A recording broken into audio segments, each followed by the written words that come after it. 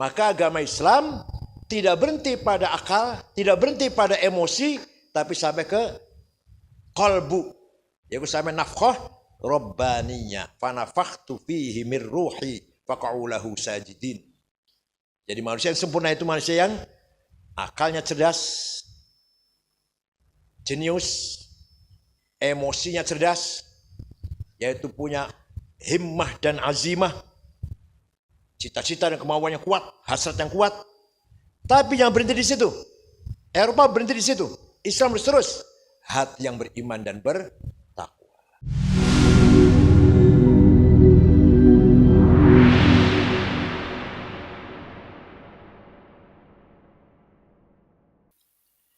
Allah memberikan kepercayaan kepada manusia, tidak kepada selainnya.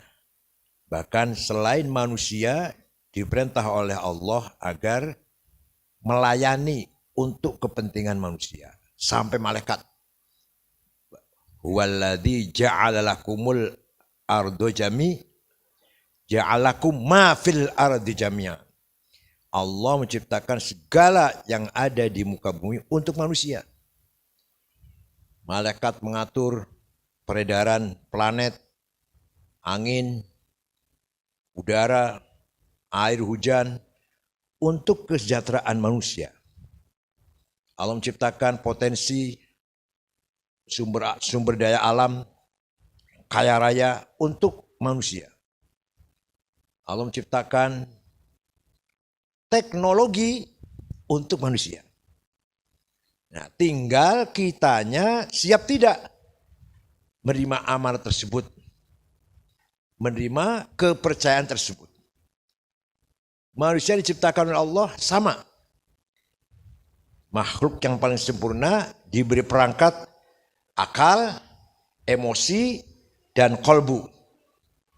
Akal untuk berpikir secara logis, menggunakan premis menor, premis major, mencapai konklusi yang positif. Itu akal tugasnya. Emosi untuk membangun cita-cita, kemauan, harapan, emosi. Saya ingin pinter, saya ingin menang, saya ingin kaya, saya ingin istrinya cantik, atau saya ingin suaminya ganteng gitu ya.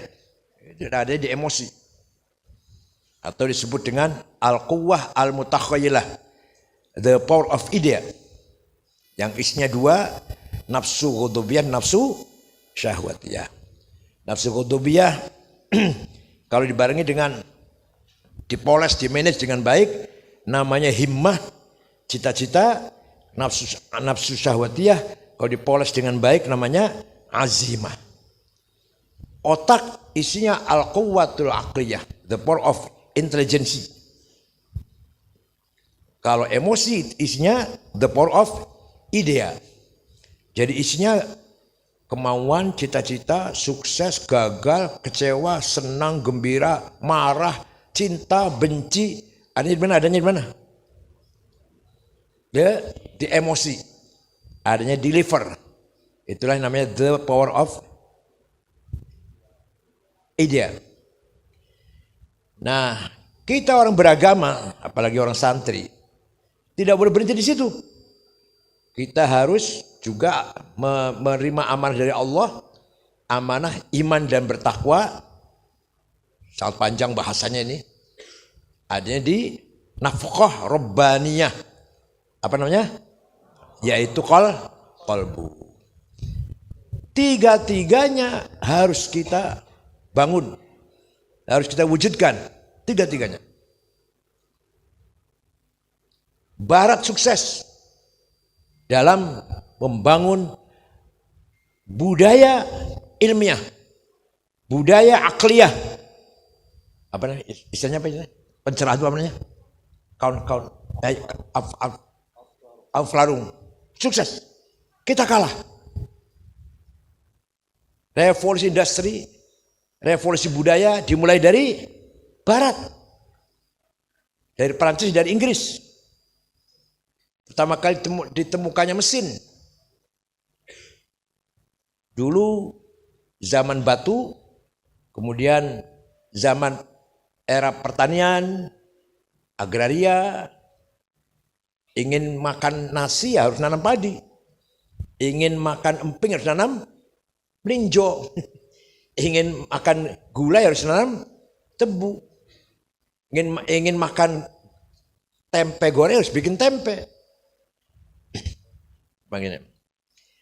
Berpindah ke era revolusi, era industri, era revolusi industri 1.0. Mulailah ada industri pabrik kerupuk, pabrik emping, pabrik keripik melinjo, pabrik keripik sampu, pabrik beras. Jadi kita yang nggak punya, yang nggak nanam sawah, nggak nanam desa, bisa makan beras nggak? Bisa. Kita ingin makan keripik, apa harus nanam singkong? Enggak, beli aja di toko. Kita ingin makan emping harus ada macam melinjo, goreng terus goreng dewek. Enggak, di toko sudah ada. Sebenarnya era industri. Pertama kali ditemukannya mesin.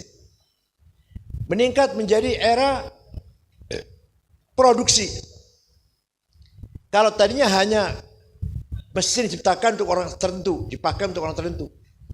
Diciptakan mobil, hanya 1-2 orang pakai mobil. Kemudian dijadikan produksi besar-besaran. Pabrik mobil, pabrik mesin. Maka mobil untuk jual beli, mobil dijual belikan. Tadinya enggak, mobil itu hanya khusus untuk raja, pejabat tinggi. Lama-lama pabrik mobil, semua orang bisa beli mobil. Mesin pabrik, mesin apa saja, mulai dijual belikan. Diproduksi banyak, lahirlah beberapa pabrik.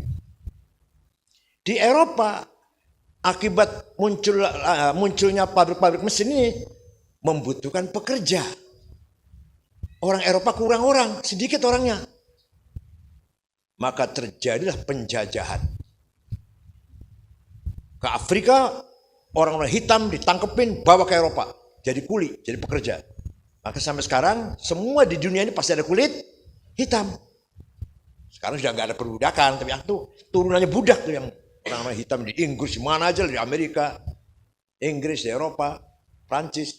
Kulit hitam itu turunan dulu. Bapak-bapaknya, leluhurnya, budak yang dibawa dari Afrika, itu bekerja di pabrik-pabrik.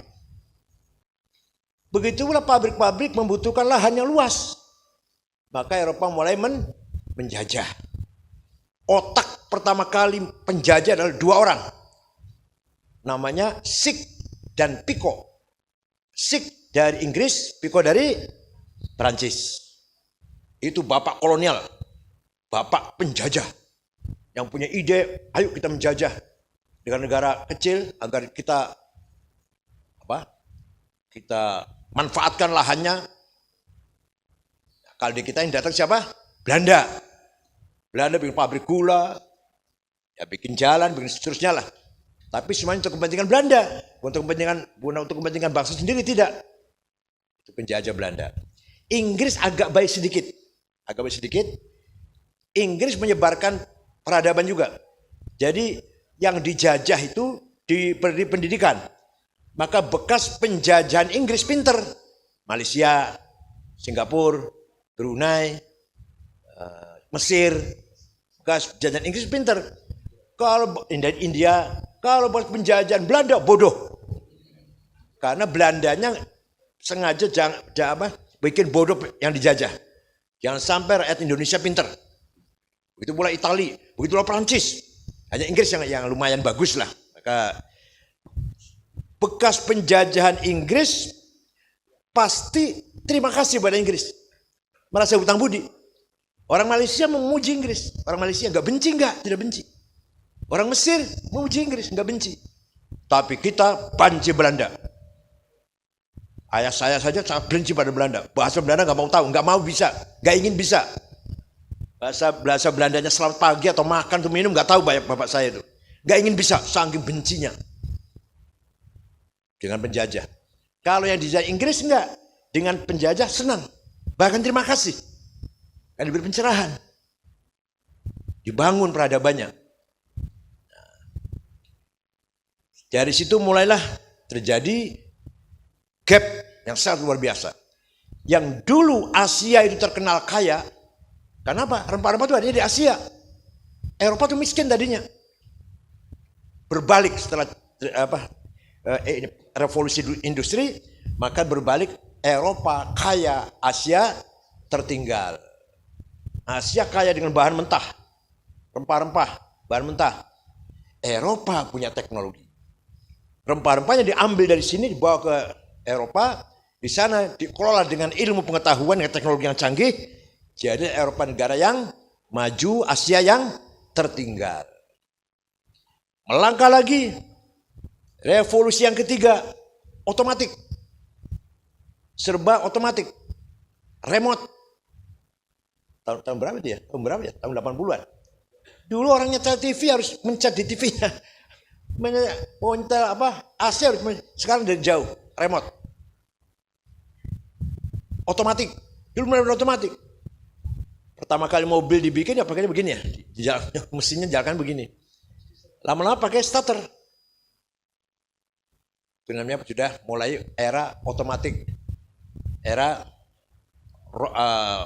remote.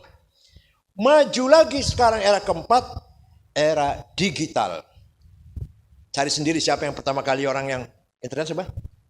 Turun India tapi dari Inggris, siapa namanya? Alan Turing. Pertama kali bikin internet. Mencetuskan internet. Nanti yang akan datang ini, semua yang bersifat materi nggak laku. Belanja pakainya ini, beli tiket pakainya ini, pesan hotel, bayar tagihan listrik, tagihan apa aja pakainya digital. Sudah nggak perlu, sudah nggak berlaku lagi, uang nggak berlaku, uang materi nggak berlaku. Di sebentar lagi ini, serba digital. Tidak ada transaksi dengan uang cash, semuanya dengan digital. Jangan-jangan kawin nggak dengan digital nanti. Nikah dengan digital banget. Nah ini kita ketinggalan. Kita ini sangat ketinggalan. Sebenarnya kita punya prinsip, kita punya agama, kita punya akidah, itu baik. Itu luar biasa itu. Jaga, jangan sampai luntur. Tapi kita ketinggalan dalam bidang thaqafah dan hadharah. Akidah syariah kita baik, tapi peradaban dan kebudayaan kemajuan kita ketinggalan. Maka kita serba dijajah. Bukan dijajah secara fisik, tapi dia secara peradaban. Disebut apa? Class civilization. Sira' bainal hadharah. Ini seperti pidatonya seorang ahli ilmu politik namanya siapa? Samuel Huntington di Harvard tahun 83. Pidato bahwa sebentar lagi terjadi peperangan budaya, peperangan cara berpikir, peperangan cara membangun kehidupan. Bukan peperangan senjata. Yang perang ada budaya yang perang itu. Dan sukses. Sukses mereka itu. Bagaimana terjadi Arab Spring. Dimulai dari negara Tunis.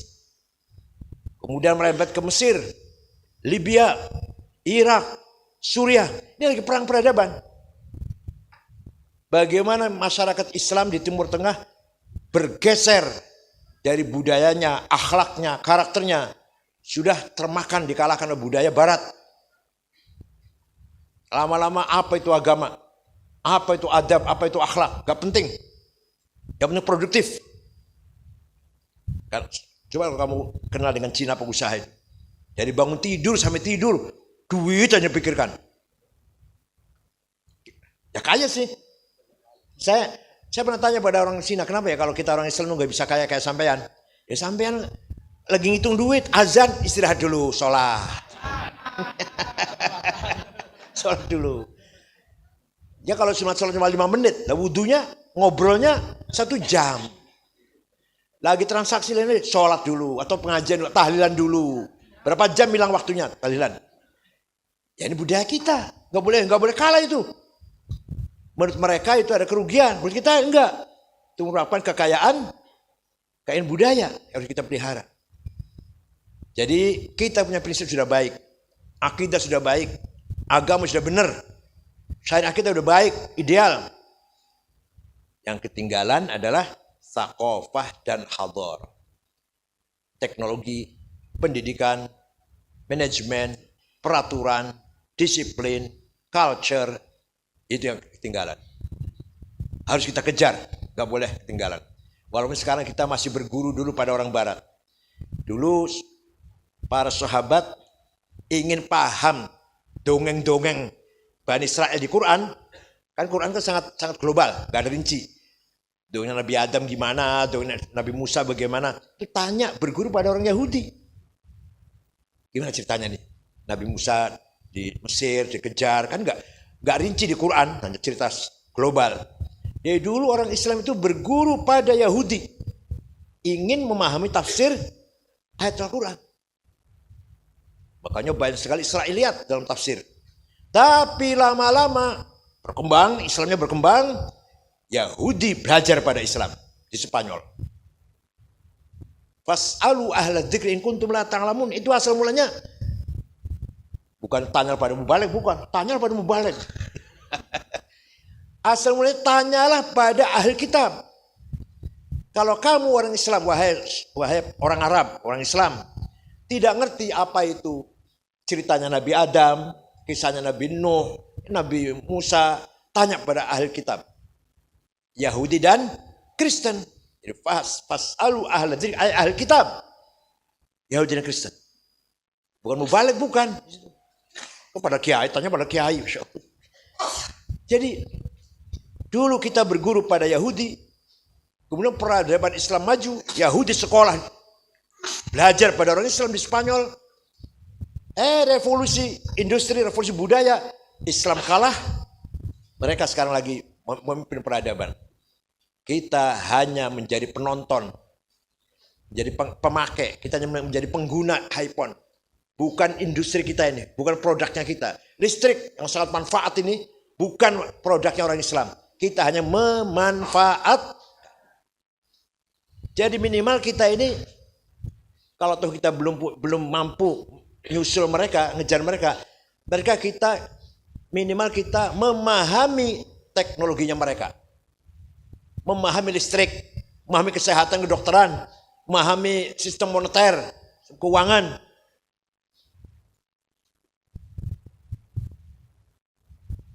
Awal mulanya transaksi itu dengan uang emas. Jual beli itu dengan uang emas awal mulanya. Lama-lama, iya kalau yang negaranya punya emas, yang nggak punya emas, ya pasti kalah. Akhirnya keputusannya tahun 60, baru tahun 60. Belum tahun 60 sebelum din. Maka uang emas diganti dengan kertas. Kertas itu senilai simpenan yang ada emas. Indonesia ini punya simpenan emas berapa ton, berapa ribu ton. Sebanyak senilai emas itu dicetaklah uang kertas. Itu namanya sistem moneter. Tahun 60 bukan lagi simpenan harus emas, tapi dolar. Jadi Indonesia mau mencetak uang rupiah sekian triliun harus punya simpenan dolar, bukan emas, bukan sekarang. Itu pinternya Amerika tuh, namanya kesepakatan Britain tahun 60. Sebenarnya Presiden Kennedy nggak setuju, maka dibunuh Kennedy itu. Karena nggak ditembak, karena nggak setuju dengan itu. Jadi dunia ini dikuasai oleh dolar. Sampai hari kiamat dolar nggak bakal ambruk. Selama standar moneternya standar dolar.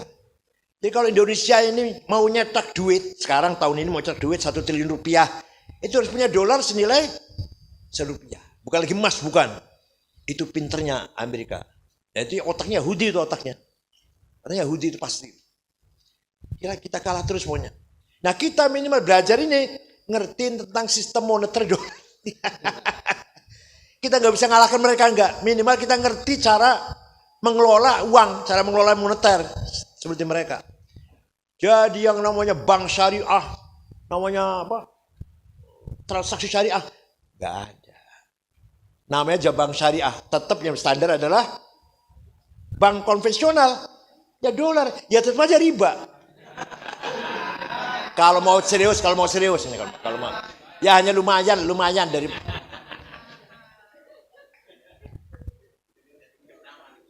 apa? Badan Haji apa nih? BP apa?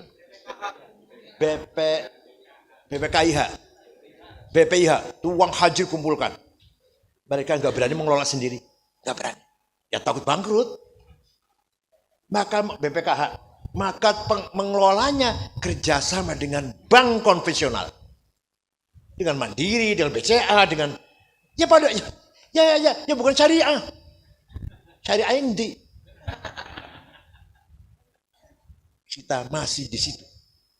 Kita masih di situ, kita masih ketinggalan. Kan segitu kan kita baru ingin memahami sistem moneter barat, sistem moneternya Bank Dunia ini, kita ini belajar ke ekonomi Islam ini. Ya bukan Islam, bukan apa ya, lumayan pakai jilbab jadi Islam lah ya. Kita masih ketinggalan. Itu yang namanya perang peradaban, perang budaya. Politik.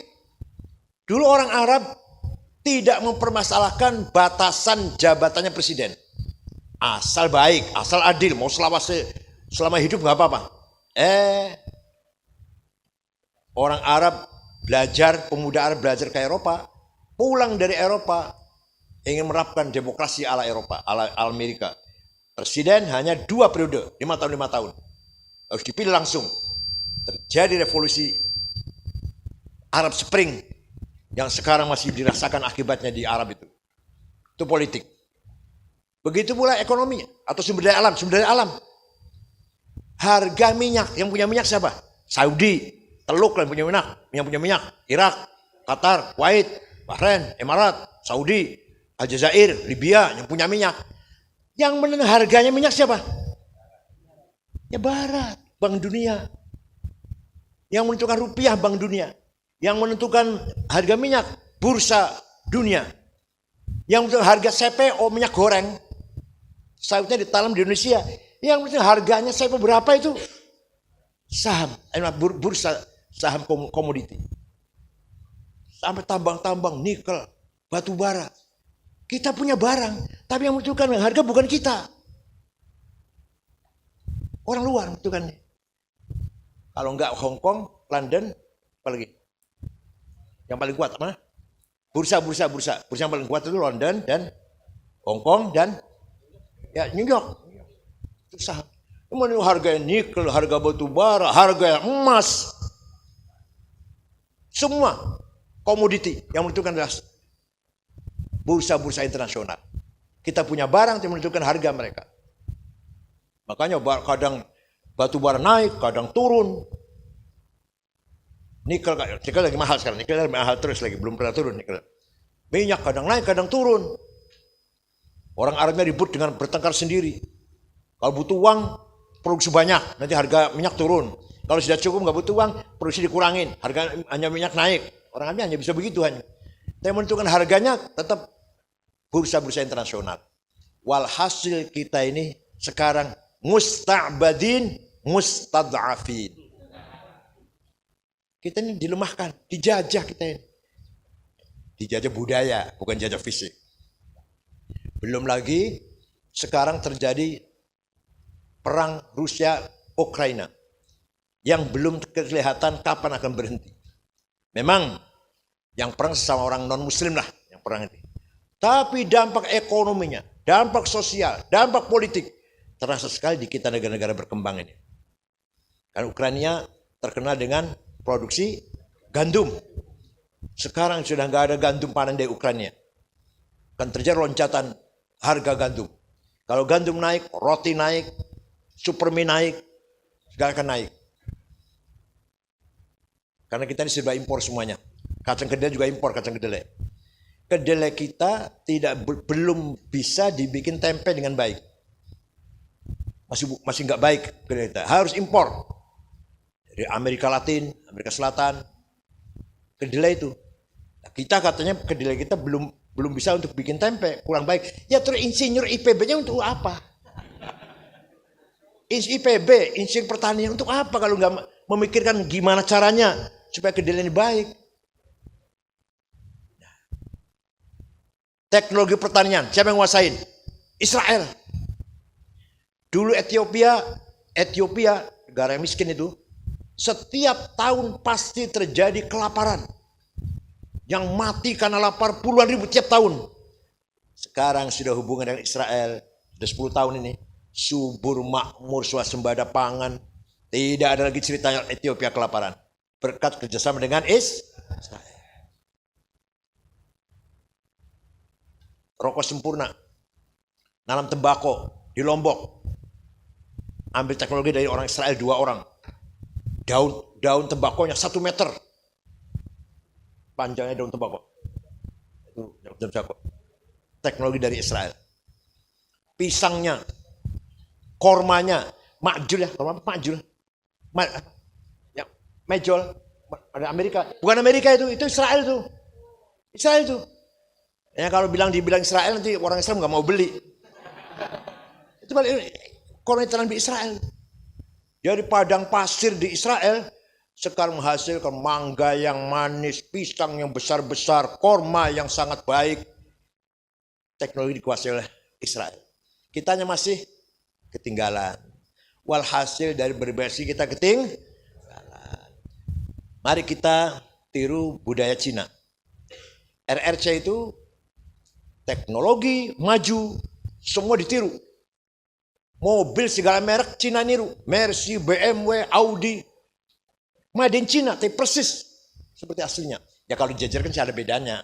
Kalau nggak dijajarkan persis. Tas-tas yang bermerek-merek sama persis. Kalau nggak dijajarkan. Tapi budaya tetap kokoh dengan budaya. Tradisi Cina, budaya Cina, adat istiadat Cina. Nggak bergeser. Tidak seperti kita-kitaan. Kita ini teknologinya belum kita kuasai, budayanya sudah kita terima duluan. Yang laki-laki pakainya rapat, kaos dalam, baju, rompi, dasi, jas, rapat banget ya.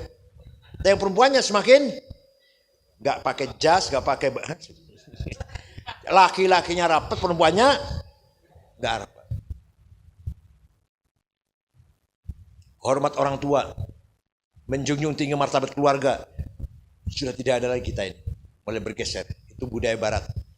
Apa artinya keluarga? Gak ada artinya keluarga itu. Yang penting negara, bangsa, keluarga nggak penting. Padahal menurut Islam kesejahteraan keluarga harus diutamakan. Kekuatan sosial dimulai dari kekuatan keluarga. Itu versi Islam. Maka agama Islam tidak berhenti pada akal, tidak berhenti pada emosi, tapi sampai ke qalbu. Yaitu sampai nafkhah rabbaniyah. Fanafakhtu fihi mir ruhi faqa'u lahu sajidin.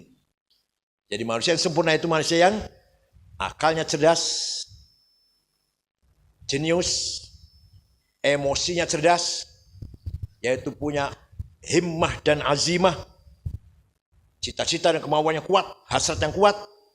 Tapi jangan berhenti di situ. Eropa berhenti di situ. Islam terus. Hati yang beriman dan bertakwa. Jari DWK si kempek supaya jangan ketinggalan. Ada sekolah apa? Setikers dan setia. Dalam rangka mengejar ketinggalan ini. Maunya kayak apa? Masya Allah, sekolah haram. Sekolah itu haram. Ini IAIN. Gak boleh. Apalagi kuliah yang lain. Kuliah di agama di IAIN gak boleh. Dulu, zaman ayah saya, zaman Ki Umar. Alhamdulillah sekarang sudah mulai terbuka. Mari kita kejar ketinggalan. Kita harus mengakui. Kita ini kalah dengan Barat. Jauh, bukannya kalah. Embus lah. Yang namanya ketinggalan tuh kalau Baratnya jalan 100, kita jalan 70. Nah ketinggalan namanya. Ini sih enggak. Baratnya jalan 150, kitanya 20. Bukan ketinggalan. Embus, apa arahnya embus lah. Tapi alhamdulillah, kalau kita punya prinsip, kalau kita punya mabda, punya agama, punya iman, insya Allah teknologi bisa dikejar, bisa disusul, asal kita ada kemauan, insya Allah. Budaya tetap kita Ahlus Sunnah wal Jamaah, santri, akhlak santri, tata kehidupan santri, ya. Tapi cara berteknologi kita tidak kalah dengan Barat, insya Allah, mudah-mudahan. Sekian, syukran dumtum wassalamualaikum warahmatullahi wabarakatuh. Apa?